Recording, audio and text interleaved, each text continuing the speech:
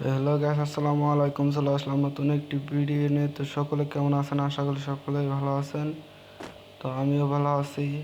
আজকের topic thumbnail দেখে অবশ্যই বুঝে গেছেন। আজকের টপিকটি হচ্ছে ওবায়দুল এবং রাহাত ভাইকে নিয়ে। লাস্ট কিছুদিন ধরে তাদের মাঝে কিছু ঝগড়া চলতেছে। এর কারণ হলো পান্ত দাদা রাহাত ভাইয়ের সাথে খেলে, এটা তোমরা সকলেই জানো। তো তোমরা জানো বাংলাদেশে সার্ভারে একটা এই 60 লাখ টাকার টুর্নামেন্টে জন্য বরাবরের মতো পান্তদাতা তো বাংলাদেশের টপ 1 এর স্কোয়াডে আছে। কিন্তু এই বিষয় নিয়ে উবায়দুল বলে যে পান্তদাতা তার টিমের খেলোয়াড়, কিন্তু উবায়দুল কি বলে তার মুখ থেকে শোনা আসি। চলেন।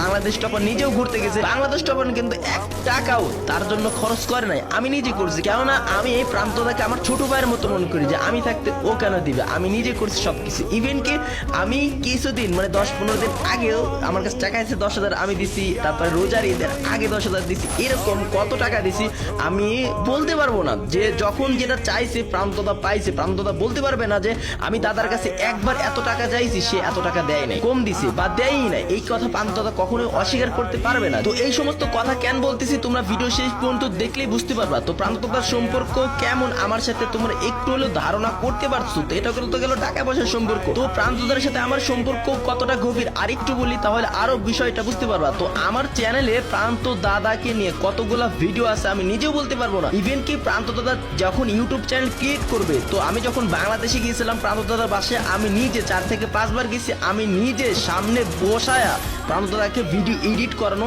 শিখাইছি। তো ইভেন কি প্রান্ত দাদার চ্যানেল আছে, চ্যানেলের ভিতরে যে কয়টা ভিডিও আপলোড দেওয়া আছে, প্রথম যে ভিডিওটা বানাইছে ওই ভিডিওর মধ্যে কি ঘটনা ঘটছে জানো তোমরা? আমি একটা শব্দ বলছি, ওই শব্দটা প্রান্ত দাদা বলছে।